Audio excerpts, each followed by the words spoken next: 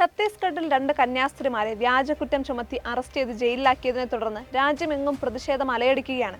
ഭാരതീയ ന്യായ സംഹിതയുടെ സെക്ഷൻ 143 പ്രകാരം മനുഷ്യക്കടത്തും 1968 മതപരിവർത്തന വിരുദ്ധ നിയമത്തിലെ സെക്ഷൻ 4 പ്രകാരവുമാണ് സിസ്റ്റർമാർക്കും കൂടെയുണ്ടായിരുന്ന നാരായൺപൂരിൽ നിന്നുള്ള സുക്മൻ മണ്ടാവി എന്ന യുവാവിനുമെതിരെ കേസെടുത്തിട്ടുള്ളത്. ഈ സാഹചര്യത്തിൽ എന്താണ് മനുഷ്യക്കടത്ത് എന്ന് നോക്കാം. മനുഷ്യരെ ചൂഷണം ചെയ്യുന്നതിനായി ഭീഷണിപ്പെടുത്തിയോ ബലം പ്രയോഗിച്ചോ തട്ടിക്കൊണ്ടുപോകലിലൂടെയോ ചതിയിലൂടെയോ അധികാര ദുർവിനിയോഗത്തിലൂടെയോ പ്രലോഭനത്തിലൂടെയോ ഒരു വ്യക്തിയെ അല്ലെങ്കിൽ വ്യക്തികളെ റിക്രൂട്ട് ചെയ്യുക, കൊണ്ടുപോവുക, കൈമാറുക, ഒളിപ്പിക്കുക അല്ലെങ്കിൽ അഭയം നൽകുക, സ്വീകരിക്കുക എന്നതാണ് മനുഷ്യക്കടത്തിന്റെ നിർവചനം. പ്രലോഭനം എന്ന് വെച്ചാൽ ഒരു വ്യക്തിയെ റിക്രൂട്ട് ചെയ്യുമ്പോൾ അയാളുടെ സമ്മതം നേടുന്നതിനായി പണമോ മറ്റ് ആനുകൂല്യങ്ങളോ നൽകുകയോ സ്വീകരിക്കുകയോ ചെയ്യുന്നത് മനുഷ്യക്കടത്ത് എന്ന കുറ്റകൃത്യമാണ്. മനുഷ്യക്കടത്ത് എന്ന കുറ്റം നിർണ്ണയിക്കുന്നതിൽ ഇരയുടെ സമ്മതം അപ്രസക്തമാണ്.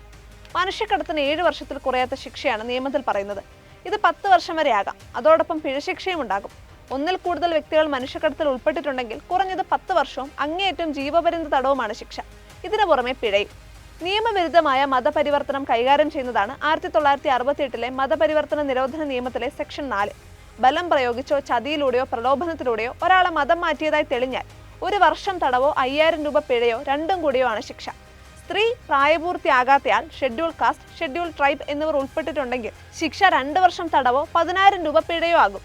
ഈ കന്യാസ്ത്രീമാരുടെ കാര്യത്തിൽ ആരോപിക്കപ്പെടുന്ന കുറ്റങ്ങൾ നിലനിൽക്കില്ല എന്ന് വ്യക്തമാണ്. കാരണം ഈ സ്ത്രീകൾ സ്വമേധയാ സ്വന്തം വിവേചനാധികാരത്തിലും സമ്മതത്തോടെയുമാണ് വന്നത്.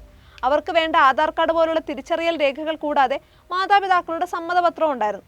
കൊലപാതക കേസ് വിചാരണ ചെയ്യാനും വധശിക്ഷയും ജീവപര്യന്തവും അടക്കം ശിക്ഷ വിധിക്കാനും അധികാരമുള്ളതാണ് സെഷൻസ് കോടതികൾ. എന്നിട്ടും ഛത്തീസ്ഗഡ് ദുർഗിലെ സെഷൻസ് കോടതി തങ്ങൾക്ക് അധികാരമില്ലെന്ന് പറഞ്ഞ് കന്യാസ്ത്രീമാരുടെ ജാമ്യാപേക്ഷ പരിഗണിക്കാതിരുന്നത് എന്തുകൊണ്ടാണ് എന്ന് മനസ്സിലാവുന്നില്ല. സിസ്റ്റർമാർക്കെതിരെ 2 FIR ഫയൽ ചെയ്തു എന്നതും പ്രധാനമാണ്. ഒന്ന് BNSന്റെ സെക്ഷൻ 154 അനുസരിച്ചും മറ്റൊന്ന് സെക്ഷൻ 173 പ്രകാരവും. ആദ്യത്തെ FIRൽ മനുഷ്യക്കടത്ത് എന്ന ജാമ്യമില്ലാ കുറ്റം മാത്രമാണ് ആരോപിച്ചിരിക്കുന്നത്. എന്നാൽ നടപടിക്രമങ്ങൾ പൂർത്തിയായപ്പോൾ മതപരിവർത്തനം എന്ന അധിക കുറ്റം കൂടി പോലീസ് ഉൾപ്പെടുത്തിയിട്ടുണ്ട്. എന്താണ് അതിനവരെ പ്രേരിപ്പിച്ചത്? ക്രിസ്ത്യൻ ന്യൂനപക്ഷങ്ങളെ അല്ലെങ്കിൽ ആ കന്യാസ്ത്രീമാരെ ഉപദ്രവിക്കാനുള്ള ഒരു പുനർചിന്തനമായിരുന്നോ? അതോ BJP മുൻ MP അശ്വിനി കുമാർ ഉപാധ്യായ മതപരിവർത്തനം എന്ന വിഷയത്തിൽ 2022 സുപ്രീം കോടതിയിൽ ഫയൽ ചെയ്ത കേസിന് ആക്കം കൂട്ടാനുള്ള ശ്രമത്തിന്റെ ഭാഗമോ?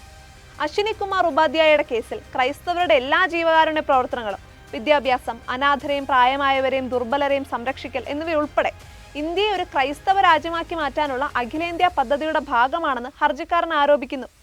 ഈ കേസിൽ വിവിധ സംസ്ഥാനങ്ങളോട് അവരുടെ പ്രതികരണം എതിർ സത്യവാങ്മൂലമായി സമർപ്പിക്കാൻ സുപ്രീം കോടതി നോട്ടീസ് അയച്ചിരിക്കുകയാണ്. അതുകൊണ്ട് ന്യൂനപക്ഷ സമുദായങ്ങളെ അപകീർത്തിപ്പെടുത്താനും മേൽപ്പറഞ്ഞ ഹർജിയിൽ ഹർജിക്കാരൻ ഉന്നയിച്ച ആരോപണങ്ങൾ ശരിയാണെന്ന് കോടതിയെ ബോധ്യപ്പെടുത്തുന്നതിനുള്ള തെളിവുകൾ ഉണ്ടാക്കിയെടുക്കാനും ഒരു പ്രത്യേക സംഘത്തെ തന്നെ ചുമതലപ്പെടുത്തിയിട്ടുണ്ട് എന്ന് വിശ്വസിക്കാൻ ന്യായമായ കാരണങ്ങളുണ്ട്. ഭരണപക്ഷത്തെയും പ്രതിപക്ഷത്തെയും രാഷ്ട്രീയ നേതാക്കൾ കന്യാസ്ത്രീമാർ നിരപരാധികളാണെന്ന് ഉറപ്പിച്ച് പറയുമ്പോഴും അവർ ഇപ്പോഴും ജുഡീഷ്യൽ കസ്റ്റഡിയിൽ കഴിയുന്നു. ഇത്തരം കെട്ടിച്ചമച്ച കേസുകൾക്ക് പിന്നിലെ പ്രേരണ എന്താണ്? അധികാരമില്ലെന്ന് പറഞ്ഞ സെഷൻസ് കോടതി അവരുടെ ജാമ്യാപേക്ഷ കേൾക്കാൻ പോലും തയ്യാറാകുന്നില്ല. ദൗർഭാഗ്യവശാൽ ന്യൂനപക്ഷങ്ങൾ കടുത്ത മാനസിക സമ്മർദ്ദത്തിലാണ്. ആർട്ടിക്കിൾ 25 അനുസരിച്ച് മതസ്വാതന്ത്ര്യത്തിനും സ്വതന്ത്രമായി സഞ്ചരിക്കാനുമുള്ള ഭരണഘടനാ അവകാശം അവർക്ക് നിഷേധിക്കപ്പെടുന്നു. ഇന്ത്യ ഒരു മതേതര രാഷ്ട്രമാണ്. രാജ്യത്തെ എല്ലാ മതങ്ങളെയും സംരക്ഷിക്കാൻ ഭരണകൂടം ബാധ്യസ്ഥമാണ്. എന്നിട്ടും വേലി തന്നെ വിളവ് തിന്നുന്നു എന്നതാണ് ഏറ്റവും അസ്വാസ്ഥ്യജനകമായ കാര്യം. RSS പിന്തുണയുള്ള BJP സർക്കാർ അധികാരത്തിൽ വന്ന 2014 മുതൽ ന്യൂനപക്ഷങ്ങൾക്കെതിരെയുള്ള ആക്രമണം വർദ്ധിച്ചു വരികയാണ്.